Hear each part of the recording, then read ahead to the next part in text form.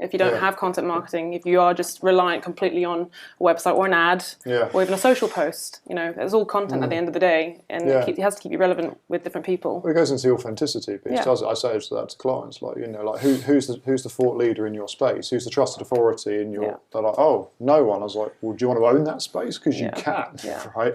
I actually think the best content marketing campaigns are when people look for that differentiation point.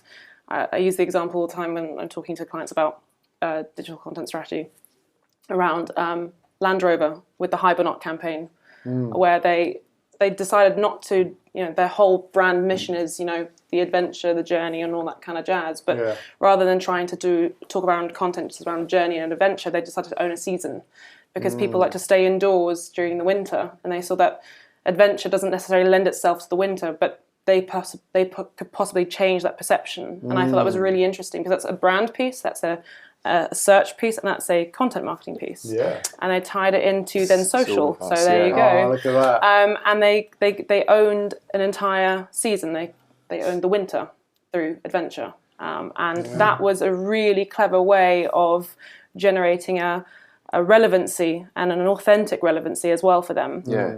Without having to do a huge amount of legwork. That's why I find content marketing really, really interesting, is finding that differentiator.